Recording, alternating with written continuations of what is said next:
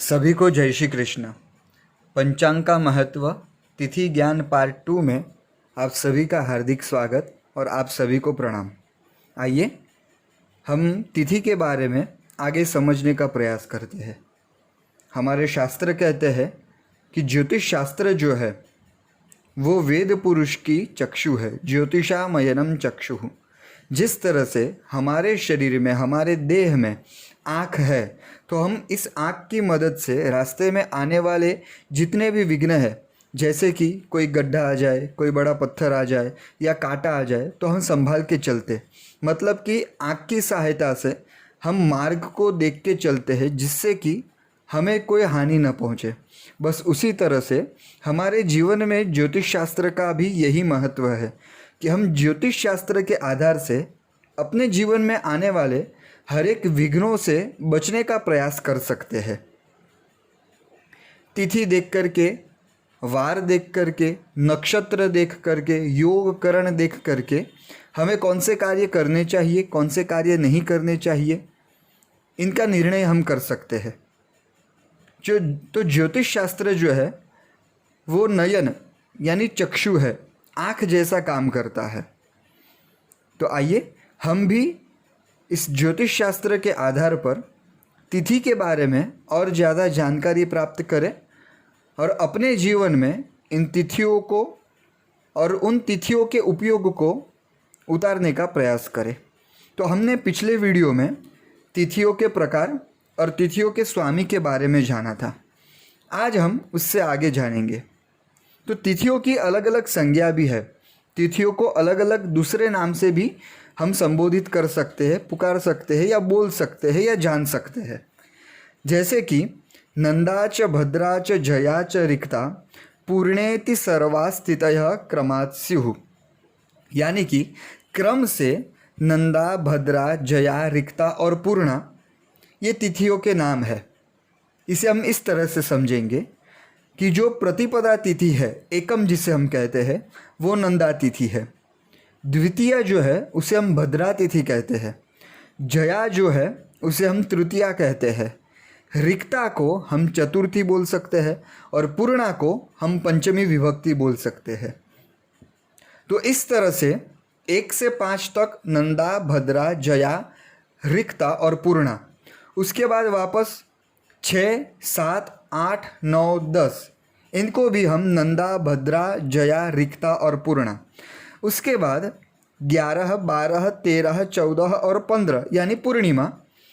क्रम से इसी तरह से नंदा, भद्रा, जया, रिक्ता और पूर्णा ये तिथियों के दूसरे नाम है, तिथियों की संज्ञा है। इसी तरह से कृष्ण पक्ष में भी प्रतिपदा से लेकर के पंचमी तक नंदा, भद्रा, जया, रिक्ता, पूर्णा। षष्ठी, सप्तमी, अष्टमी, नवमी और दशमी तिथि को भी नंदा, भद्रा, जया, रिक्ता और पूर्णा बोल सकते हैं। उसी तरह से एकादशी, द्वादशी, त्रयोदशी, चतुर्दशी और अमावस्या को भी नंदा, भद्रा, जया, रिक्ता और पूर्णा। इस तरह से हम इन तिथियों को जान सकते हैं या समझ सकते हैं। उसके बाद ध्यान रखने योग्य यहाँ पर ये बात है कि शुक्ल पक्ष में जो नंदा, भद्रा, जया, रिक्ता और पूर्णा यानी प्रतिपदा, द्वितीया, तृतीया, चतुर्थी और पंचमी, उसी तरह से वापस षष्ठी, सप्तमी, अष्टमी, नवमी, दशमी, एकादशी, द्वादशी, त्रयोदशी, चतुर्दशी और पूर्णिमा, ये 5-5 के ग्रुप में नंदा, भद्रा, जया, रिक्ता और पूर्णा बनती है। अभी ये तिथियाँ जो है ये भी अशुभ फलदायिनी है, मध्यम फलदायिनी है और शुभ फलदायिनी है।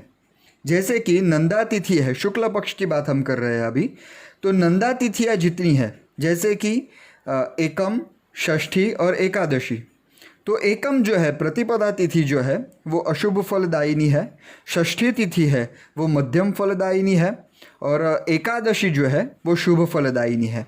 उसी तरह से शुक्ल पक्ष में भद्रा तिथियाँ जितनी है, जैसे कि द्वितीया, सप्तमी और द्वादशी, तो द्वितीया अशुभ फलदायिनी, सप्तमी मध्यम फलदायिनी और द्वादशी जो है वो शुभ फलदायिनी है। उसी तरह से शुक्ल पक्ष की जया तिथियाँ यानी तृतीया अशुभ फलदायिनी, अष्टमी मध्यम फलदायिनी और त्रयोदशी शुभ फलदायिनी। उसी तरह से शुक्ल पक्ष की रिक्ता तिथियाँ जो है चतुर्थी अशुभ फलदायिनी होती है, नवमी मध्यम फलदायिनी होती है और चतुर्दशी जो है वो शुभ फलदायिनी होती है।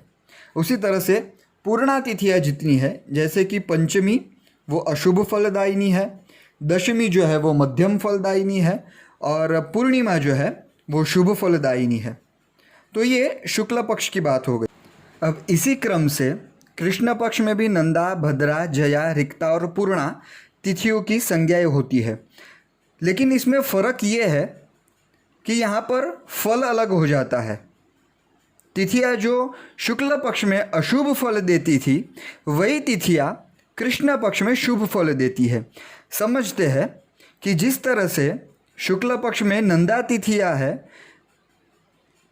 वो अशुभ फलदायिनी एकम है, प्रतिपदा है, मध्यम फलदायिनी षष्ठी है और शुभ फलदायिनी एकादशी है। बस उसी तरह से यहाँ पर विपरीत क्रम हो जाता है।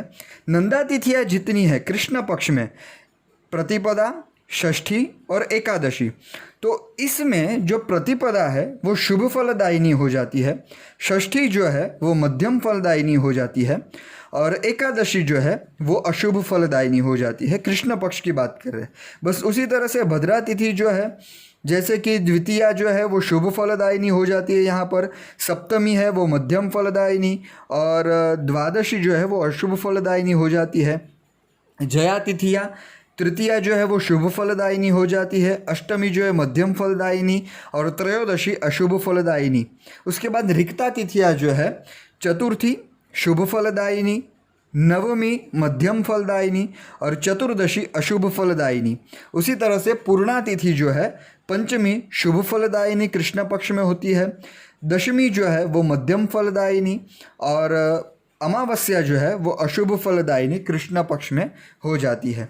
तो इसी तरह से हमें ये ध्यान रखना है कि हमें कौन से कार्य कौन सी तिथि में कब करने चाहिए।